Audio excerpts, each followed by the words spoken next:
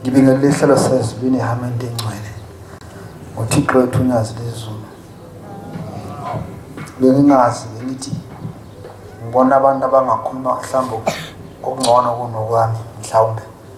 Kodwa ngokusekhonjwe umuntu, sengikhonjwe umuntu wasezulwini. Cela uNkulunkulu angikhumbuze ngesihlabalalo 52. Nkosi Jehova sengikhathele wamukele umoya wami. Nkosi Jehova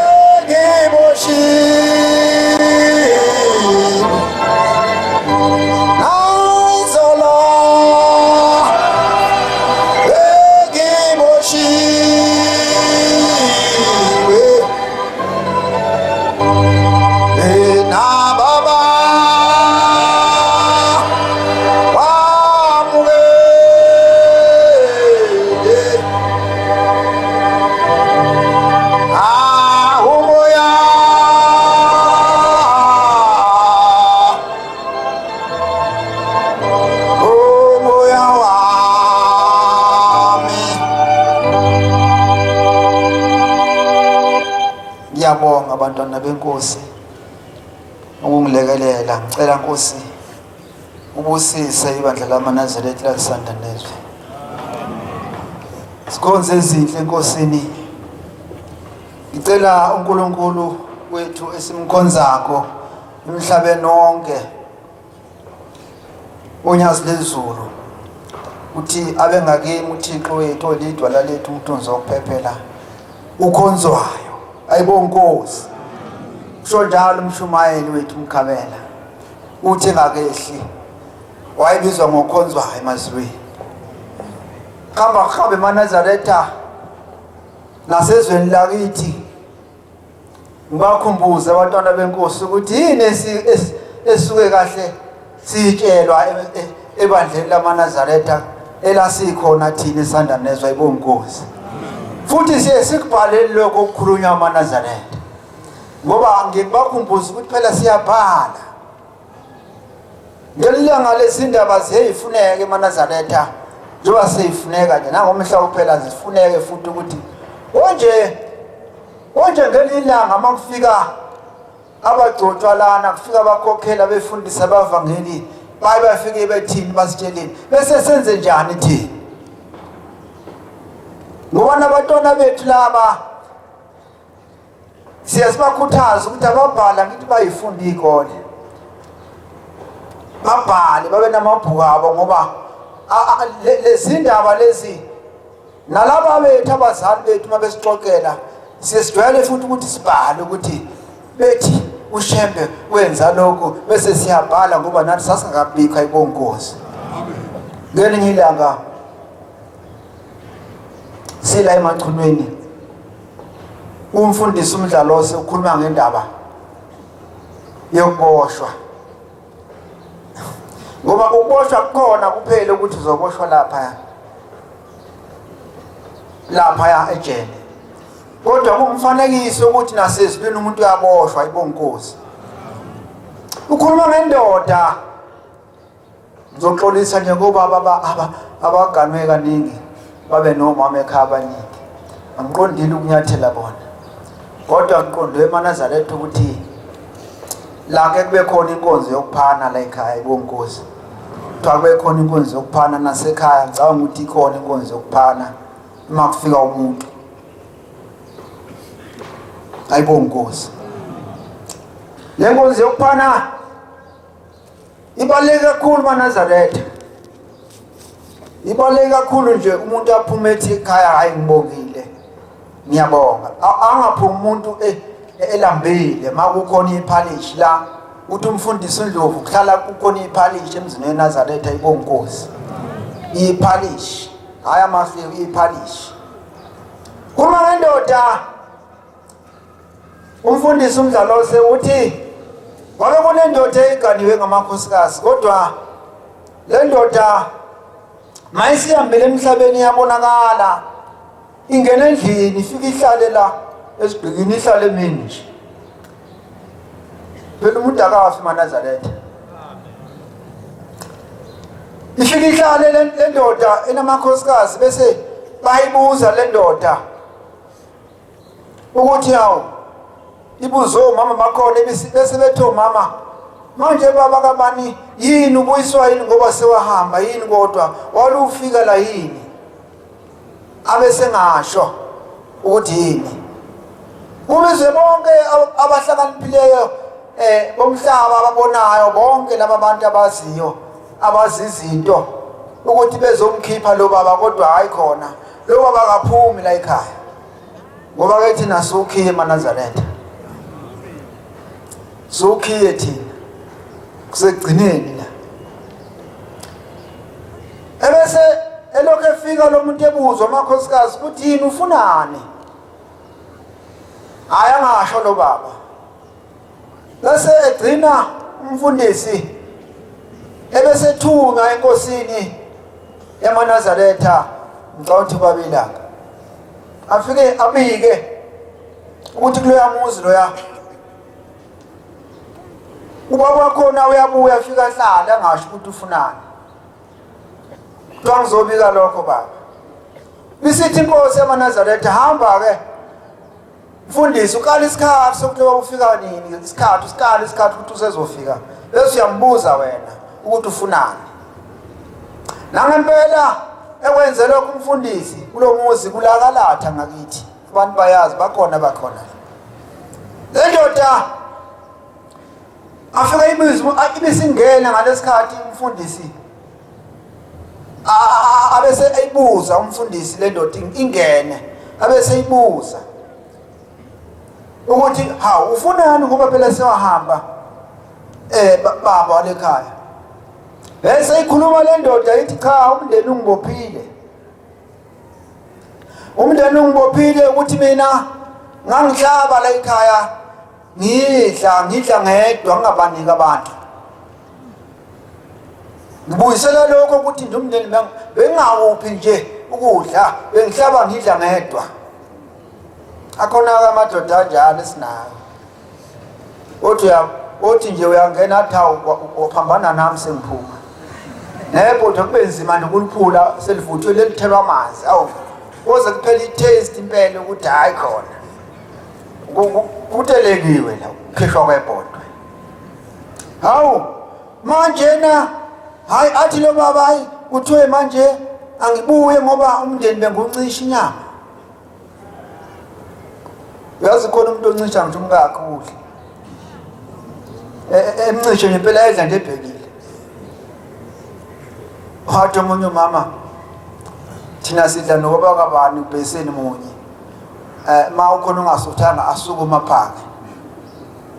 Angazile kodwa ngoba akuvumelekile khona noma kuba ndlo semthethweni yini ukuthi indoda idle ubheseni wayodwa noma amedle ubheseni wayodwa. Angazi noma kusuke kulungileni khona. Hayi le ndoda besithi cha imbuzi enansi esibayeni ukuthiwa ke angizobiza akubizana umndeni ibisikhomba ukuthi ke ihlabeleni kubizwe lo mndeni udle ngoba kade nguncisha ukuze ngingene emndenini ayibonkosi. Yilezo ndaba amaNazaretha esuke sibenzima njengoba sila kulomhlaba ukuthi ukuboshwa akukhona kwalapha kuphela. Kodwa uboshwa nasemndenini. Nalapha ejele futhi uboshwe. Bekungithuseke lokho ngoba nami lesi sikhathi mangibhala ngiyibhala enye into kodwa into ngingayibhala kodwa ibuye kimi ukuthi wafike wathi ngelila umfundisi. Wafike wathi kodwa okuningi ngiyabhala. Sikhona lesikhathi amaNazaretha njengoba sithi uShembe nje uNkulunkulu njengoba ethi yena uyiqili kusho unyazi lasezulu luthi ngiyiqili mina likhothe emhlana ibonkosi. Elangeni ngibheke khona mina ngibambe ngedwa inkonzo ebusuku ngilele. Ngibambe ngedwa nje ngiqwashile inkonzo bese ngiyibamba ngedwa ngilele bese ngiyibuka lento ukuthi emethu uShembe uyiqili elikhothe emhlane nami mina ngikwazi ukuyikhotha emhlane mina. Kodwa uShembe na uyiqili elikhothe emhlane futhi uyena okuthiwa uyingcwele kulomhlaba akekho omunye umuntu. Mangenzeka kusho baba wakwakho noma ngubaba wakwakho uthi uyingcwele hayi usuku usenkingeni. Samphethe KFC bebe usuthi uyingcwele kuphathele noma impizza. Angeke ukuthi uyingcwele ngoba kuphathele impizza. uShembe kuphela ukuthi uyingcwele ayibonkosi. Amen. Wena kuphela ukuthiwa uyingcwele uShembe amaNazaretha. Amen. Akekho omunye umuntu. Akekho noyedwa. Uma ngikhuluma ngale ndaba yokuthi uShembe uyingcwele uyiqile ikhothe emhlane, ukhona lapha kufike lapha umvangeli uNyawuza wale lesikhona sila ekhuluma lezi ndaba zikaShembe amaNazaretha esiye sithi asikhumbuzane phela zona. Ekhuluma ngendaba lengibona khona mangilele ukuthi ha uShembe ngempela iqele ikhothe emhlane. Ukhuluma ngensizwe ezintathu lezayibulela umlungu lezinsizwa zagwetshwa intambo. Mayigwetshwa intambo lezinsizwa bese kusuka umama walenye insizwa ngoba uyakholwa kuhle phela ekhaya ukuthi bekhona abakholwayo ukuthi ma kusenkingeni nje bese beyakusiza. Manje ngeke umuntu okholwa ekhaya kuyinkinga kakhulu khona. Bona umswambile emhlabeni akekho umuntu okukhumbulayo, akekho. Nawe ngumshumali ekhaya wakhuluma wathi abazali bakhe wayefuna wacela ukuthi ufuna ukubabona nangempela wabona wanikele bese homisi wathi hawu mama nifunani la benodada bephahleka idokodo. Uthi umama wakhe hayi mntanami lana njengoba safika lana safika kanje ngoba sasikuza ingcwele emhlabeni esithi uyingcwele ibonkosi. Uthi mama ikuzanga ingcwele emhlabeni ukuze lonyazi akwazi ukufika ezulwini. Sasikhona ikhuluma lendaba ukuthi wababona abazali bakhe bese homisi ngoba wabanikelela wathi uyacela ukubabona ukuthi bahamba kanjani. Hambisani lezindaba naziye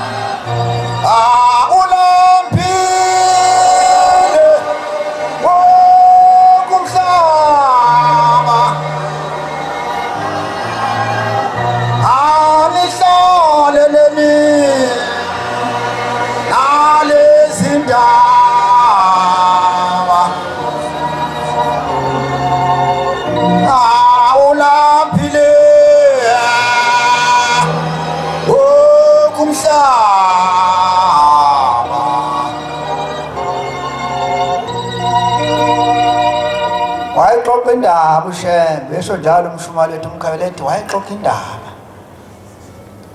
Sikhonze sihle enkosini ngisekule ndaba lesinsizwe ezintathu ukuthi kwasuka umama wayo wayonikela enkosini ukuthi umntanami ugwetshwe intambo uboshiwe. Uthi kuthe lapha enjele lo mntwana wakhe wangena indoda akayibona igqoke isigqoko lesonkulunkulu bethu ayibonkosi. Yangena le ndoda egqoke isigqoko ayangakhuluma lutho wayibona ingena nje isize la ejele. Uma ibona le ndoda ingakhulumi lutho kuyaba le ndoda eboshiweyo isiyadlula emhlabeni iyashona ishonele ejele. Uma ishona le ndoda ithathwe iswe laphana lakulala khona imizimba iqhutshwe iyolala khona ishona njalo iboshiwe. Sekufika isikhathi eNazaretha ukuthi sizotshalwa phela le ndoda manje ihambe yolandwa. Iyasulwa njalo icala njengoba ihamba nje ukuthi sishonile lesulwe icala ukuthi sishonile le ndoda. Kuyaba lapha le ndoda bese boyilanda sibethi boyitshala bayithola isivukile. Ayangabe sabuyela-ke ejele ngoba yini isivukile icala selesuliwa yibonkosi. Yiko-ke sithi uShembe nje iqile ikhothe emhlane ngempela. Ayibonkosi. MaNazaretha angazi mina. Kuyangihlula ukukholwa mina ngedwa. Kodwa ngiyacela ukuthi uNkulunkulu angiphe ukuzihlela kuzona zonke izimo ekhona emhlabeni ukuze ngene ezulwini ayibonkosi. Futhi ngingakhathazwa izono zabanye abantu. Ngicela ukukhathazwa isono sami ngoba ezabantu mhlambe ziyongikhipha ezulwini. Mangenza njalo noNkulunkulu angiphe lokho. Ungalunga. Yabeke isiphela kanjalo le ndoda ukuthi ivukile kodwa ivuke ngomzalo ukuthi uhambile onikela kanti uShembe uzokwenza into yakhe umdlalo wakhe wayakha lento ukuthi hayi lo muntu uzothi mayephuma ejele uzophuma kanje ibonkosi. Yilezo ndaba esikhulumayo abantwana benkosi njengoba sila sibabaza ukukhuluma kaShembe.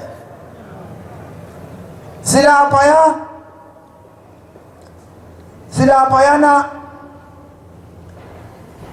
khona khona futhi emhlanganweni ngenye imini siyayithola indaba kalo baba lokwakuthiwa uShibasi siyamazi emlandweni walamaNazaretha elethe ezinye ukuthi inkosi yamaNazaretha uGombelayo yathi kuyena manje uhamba olanda isiqephu sami lapha eGosbel. Abanye bayazi ke eGosbel lapho ngathi mangumlandele ngafika ngehla ngisuka kaMashu hawu kuzogcotsha uthingo. Imi ngibheka lana izulu liyana hawu yini pho etempeli lingani izulu linela ngaphandle lithi ngabona khona ukuthi asilandela uNkulunkulu ovele ezulu ikhonzwayo. Hawu leli izulu lina nje la ngaphandle la etempeli nalini ithi inkosi uhamba ulanda isiqephu sami isho ngasikhathi sinjalo inkosi yamaNazaretha uMizideke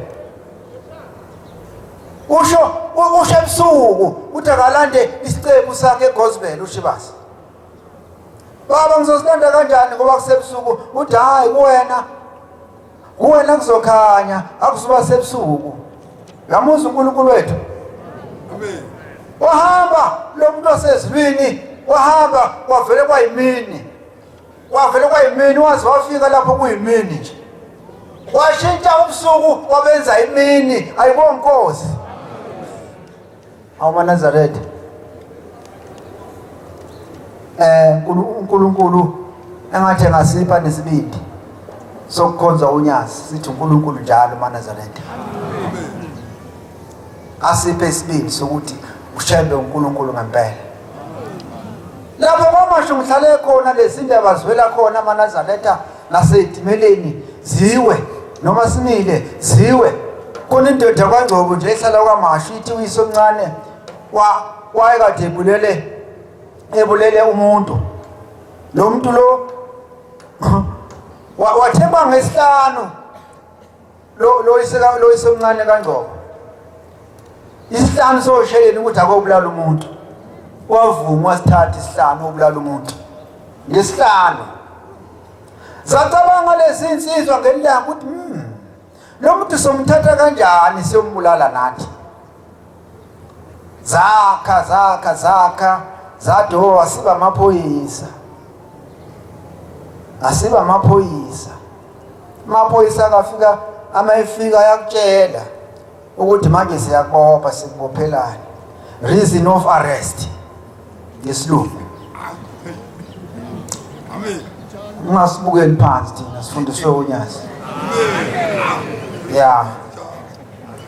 Abamtshela ukuthi wena sikubophelane siyakuthatha manje singamaphoyisa.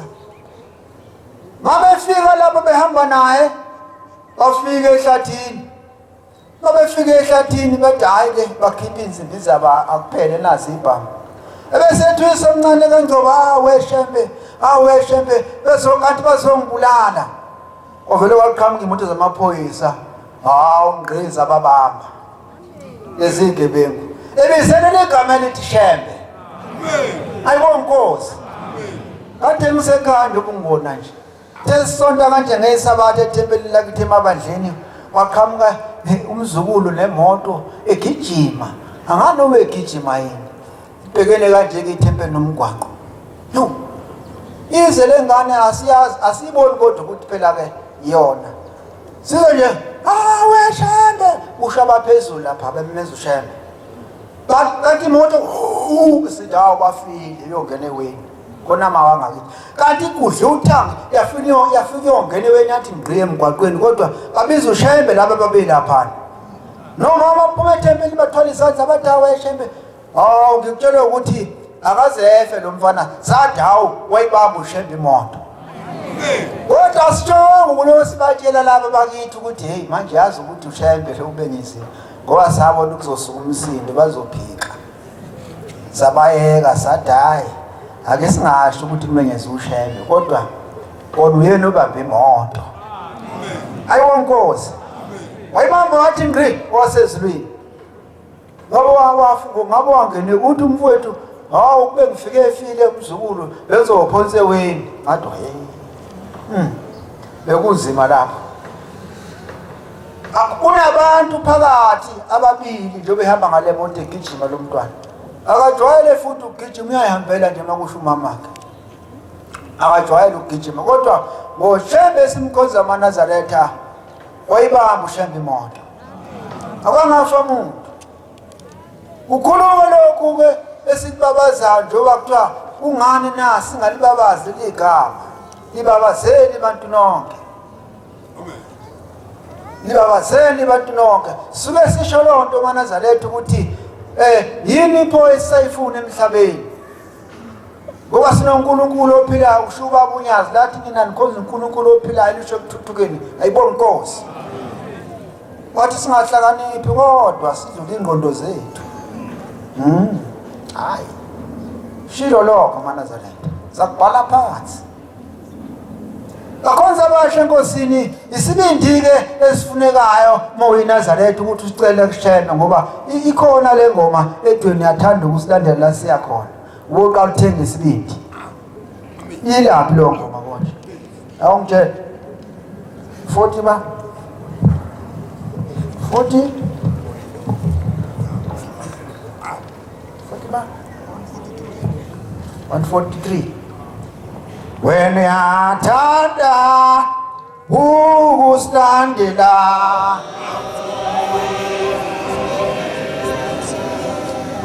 nalapha siyakhona awuqale uthenge isibindi lapha siyakhona awuqala uthenge isibindi lapha siyakhona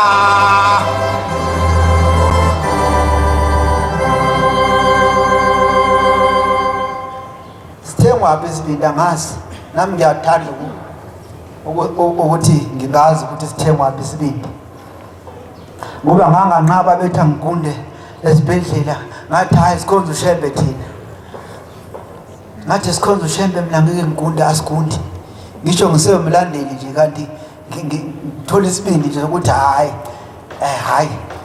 siyaqhamuka ngitshele ukuthi ngathi ushefa la kancane bathi laba amaphoyisa hayi awu kuyagundwa la ngathi awu thina silandela ushembe phela ngangasagundi ngilandela itimela sengiyiNazaretha kodwa ngayikhetha inkosi hayi ngisilandela ushembe mina thina sigundi phela eManazarethini hawu wathi bathi uzogunda uzophela umsebenzi ngathi ngathi ukuthi kancane la ngakusasa kwafika abaqashi bami laba basentundambili babone bathi lo shefa shefini ubani othe gunda ngathi hayi lamaphoyisa bathi asishongo thina ayibonkosi bawachomela ngashembe ngaphoqwa yini mina ukuthi angikunde mina nginamaphoyisa ahlala ngisebenza esibhedlela ngingagundi nginentshebe mina akaze bengigundise ngalesi isibindi uManazaretha sokuthi ushembe uNkulunkulu ngalesi isibindi lesi sikhonze ezinhle enkosini wafika ngisengambuza umshumayeli efika la uSithole kade la isanda nezwe ngathi hawu manje nje kusumvangeli baba ubaba akasezusho ukuhlabela uzosho bahlabela manje ngoba walapha emiseni bayamazi abanye ngoke bafika uvangeli uthi ukhuluma ngabazali bakho ukuthi abazali bakhe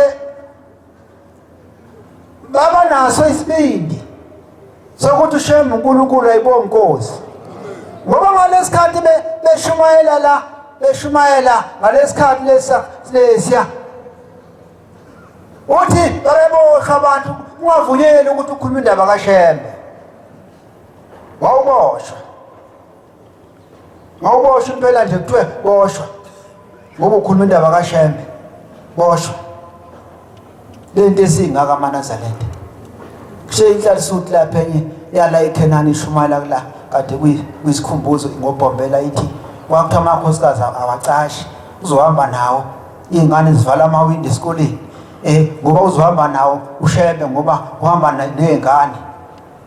Kukusho indoda kaMthemba imemeza, wawukhona ngithi wezwa lento esingaka namhlanje kodwa ayibona ukuthi ingakanani, ayinciphi, ayenzini, ophumayo angazi ukuthi usuke yaphi ngoba uzobuya futhi, uyabuya usizi nani luthephe usinda longathwele kwasho uhlanya kamasho lathi nongathwele uyesindwa libeka umthwalo phansi, lathi nongathwele uyasindwa lusho komfundisi uNtini, lathi nongathwele uyasindwa bathi abava umfundisi uthini lolu hlanya lolu, kanti uhlanya libona bona bazibona bona ukuthi bayasindwa, luthi nongathwele uyasindwa kusho uhlanya.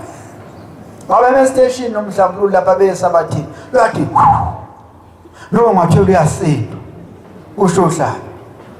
Yile nto ezokwenza ukuthi noma ungahamba uzobuya futhi. Yiko lokho. Noma ungacasa uzobuya futhi. Hawu uManazaretha umuhle umuntu ohlekayo eManazarethini. Amen. Ubuso omnenzondo abuhlambulukile kahle abuhle kusho njalo sibiya ngelilanga. Mumbi nje umuntu ohleka kanye ngonyaka eNazaretha. Uhleka kanye ngonyaka ngalelo langa. Uphela unyaka elahleka nje one. Elandela uNkulunkulu omhleka ngaka. Kodwa uhleka kanye ngonyaka. Yabona? Sikonze ezinhle. Angibethelele yandaba leyana ebengikhuluma kaSithola umvangeli obela. Uthi umvangeli baboshwa abazali babo kwakumathonsi uyena uSithola. Ungikhumbuze mangisho ngekhona. Uthi bavalelwa kule yandlu, bavalelwa benziwa zonke izinto, beshaya ngaleli planga elincinzayo, bevalele kuthiwa phikani nokuthi akuyena uNkulunkulu lona umuntu. Uthi hayi kodwa into ezeka lapho wabe semphika ulokhu uzana umathonsi ushebhe ukuthi uNkulunkulu. Ezumhlungu. Isibinda ngithi siyaphela endodeni. Sike siphele. Uthola unkosikazi kuyena ogencinyoka ngegethi indoda ivele ibaleke. Baleke yona impela nje isibindi siphele endodeni tholakala ukuthi unkosikazi ogencike inyoka ingene endlini inyoka ithe bhe nansi idlule imile imisikhanda inyoka kodwa uba wavela abaleke kusala umama ayigence ngegethi isibindi sihambe endodeni sibaleke. Siyaphela. Hayi khona lapho kulo ndawo abese uyise kaSithole abese emvuma ushebhe ukuthi uNkulunkulu ayibongozi. Kodwa umathonsi ezwe leli plangwe leli ukuthi hayi ngeke kuyafa wamphika ushebhe. Hayi yini indoda eyigwala kodwa. Kwanokuthi ugule kanjani ke kodwa. Ngithi mina hayi ngeke impela lesisikhathi ngeke kumele okuningi ngithi hayi sona isibhama ngisasiphatha asikho futhi angisiphathi kodwa ngithi nje hawu hayi ugwala bubi wamphika lo mathonsi kodwa uSithole wamvuma ukuthi ushebhe uNkulunkulu ayibongozi. Uthi umkhokheli wakithi lapha uMamzobe ngelinye ilanga kunenkosazane eyayithanda nje umuntu ongagqokile ingubo emhlophe kodwa iyakhona. Uthi ngelinye ilanga yabe isithi hawu lo muntu ngoba manje naye angisamthandi mina kufanele ngenze njani. Yaye enkosini yaManazaretha yathi inkosi ngicela ungivala amehlo manje ngingamboni lo muntu ngoba yangikhubekisa mina ngithanda ushemba ibonkosi. Langa phela evaleka amehlo kwakuthi ubekwani ngoba ithanda ushembe yakhetha ukuvaleka amehlo ngoba ithanda bani uNkulunkulu. Ngeke ngithi nami yazi kungcono umuntu angiphuca ezinye izinto kodwa angangiphuca ushembe. angangiphuca okuningi kodwa nje angangiphuca uShembe maNazaretha. Ngiyakuthandazela ukuthi hayi angangiphuca uShembe ngoba okuningi ngeke ngenzele lutho, ngeke futhi kungiphilise, kodwa kuba yiNazaretha kuyangiphilisa. Ayibonge Nkosi ngoba ngiyazizwa noma ngisekhaya ukuthi ngiyaphila, ngidonsa iy'ntaba ngiyosabatha amaweni ngibuye ngize kithi zinsizwa zakithi eNazaretha. Hayi angifuni ukungena kakhulu lapho ngoba vele kuthiwa singakhokheli manje, kodwa ikhona indaba esike sakuyona kade sisekhaya kuvuka nathi. Kuvuka nathi walapha kaZondi kulo mama wayelahlekile inyanga ezisithupha. Ngangayixoxa lo ndaba ukuthi watholakala kanjani lo mama. Kuthe ku-23 kanti vele sinomshumayeli oganoku udadewethu omdala. uNkulunkulu uyalindwa maNazaretha. Wafika kahle uNkulunkulu kanti silindile sinomshumali besisebenza ethempelini. Wayesethi uSibalawo ake siyothenga i-airtime kulo mama lapha udadewabo walona walahleka. Mesifika la bese ngiyifaka indaba kaShembe kulo mama. Ngithi hawu manje mama awukakholona manje. Bese ethi cha sengizobuyela esontweni ngoba inganami isiyabuyela. Bese ngithi yazi ayikho into ehlula lesi kuyona. uShembe ukufaka ezulwini ngokusheshsha. Ayibonge Nkosi ngoba uyawubona emakuthi umuntu uyaqhoyiswa esahamba emhlabeni noma esaphile segugile ukuthi uyaqhoyiswa. Yingoba phela mayisefika ngale ziyabuza izalukwazi zithi iphi inkomo yakho owangena ngayo esibayeni awuyikhombe bese ziyavela ezabo ogogo. Wathi unkosikazi pho namhlanje iphi yakhe inkomo owangena ngayo esibayeni ayikho. Wena baba wathi uyindoda siphi isigcawu sakho asikho. Yilezo ndaba maNazaretha engatshe lo mama. Ngase ngithi hayi mshumayeli hayi ngeke. Ake siyothandaza nathi kwalahle umuntu ezweni lakithi. Umuntu oyivile endaweni yakho ongenamlando nje ukuthi ukholo uyakusabalalisa. Uvuka nathi unendlela njalo yena apheli. Asazi noma ezulu omnyama noma ezana. Akukho njalo okwenza yena. Lengilosi kanti sebesilindile isifikile impela. Ngathi hayi cela ufonele umfundisi uNdlovu ukuthi acele kubaba uNyazi ukuthi siyothandaza kwaZondi kwalahleka umuntu. Uthe ngoJuni wafona umshumayeli omama behamba ephuma ku14 ekseni. Okwabheka mama akumandla la. Balinda ngempela. Sagibela imoto sihlangana nabo la. Sathi masiyo kwaZondi safika insizwa sesangweni ilindile ngubani la sabuza kuphi kwaZondi naye lengane yakhe izozivulela akusekho umuntu kulomuzi. Sathi Nkosi yethu Simakade. Sabe singena sangena endlini yakhe. Sathandaza sashumayela. Ngolesithathu kodwa ngolesine watholakala umuntu esamathanga. Sathandaza namhlanje ngakusasa watholakala umuntu ayibonge Nkosi. Khona impasi, khona ufele empini, khona imali yomholo. Washona nayo. Wangena esiphapheni kanje walala ngomqolo. Uyafuna lo muntu nasondukela katholakala. Kuthiwa hayi nekiwa kulaba bantu kuthiwa hayi uhlezi nelwane kanti umuntu kadafa. Ileso ndaba esikhuluma maNazaretha uShembe uNkulunkulu. Hawu wabebiza lo mfana kadadewethu ohlala kaMkhokheli wabebiza kwakubizwa amadoda bezobona lo muntu hawu ngempela uyena walahleka lo makaZondi. Amthatha amaphoyisa njalo awugcina lapha wangcatha ngoJulayi sekungena umhlangano. Kwakuyizo lezi inyanga lezi.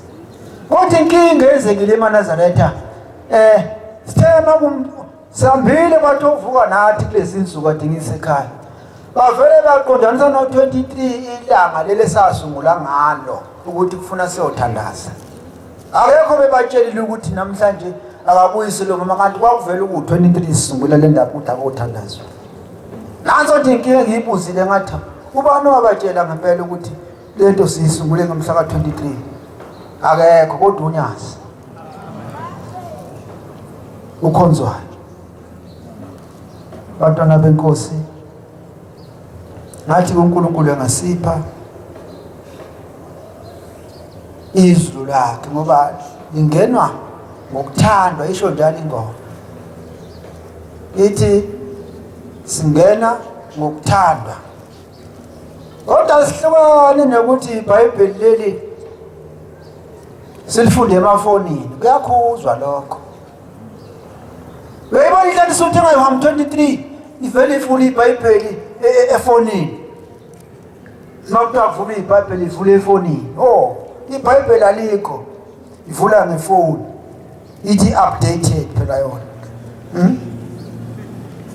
Cha, nanga amaBhayibheli akhona awonyaza athengwa maNazaretha. Amen. Niwo nawo. Ya. I-original nansi yakho Shembe. Evelezweni. Inansi original. Hayi ifoni kuyakhuzwa impela kuthiwa sihlukane nokuthi sivule amafoni. Sivule iBhayibheli efonini. Ubiza incwadi mhlambe kusemngcwabeni usuvula ifoni ufunda iBhayibheli efonini. Ushibhisa isonto futhi uyalidayisa. Uyalidayisa. Lo muntu ohamba kangaka ehlupheka. Wena usuyalidayisa. Bantwana benkosi ngicela ukuma naso isikhathi sesithi angime manje. Kodwa bengicela uNkulunkulu ukuthi angithethelele la ngikhulume khona ngoba mhlambe ngishumayele ngezono zabantu. Angazi. Kodwa ngithemba ukuthi uzongithethelela ngoba noba ngabe ngishumayele ngesono somuntu akungifanele, kodwa obekungifanele yiko lokho ebengikhuluma ukuthi ngikhuluma indaba kaShembe, imisebenzi kaShembe. Ayibonge Inkosi, Inkosi kusenikuzweni. Amen. Ba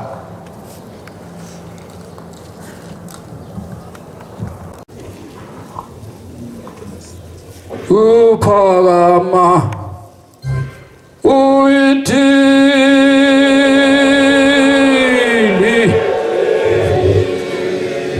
alaso soke yezizwe ye ungumthombo wabomile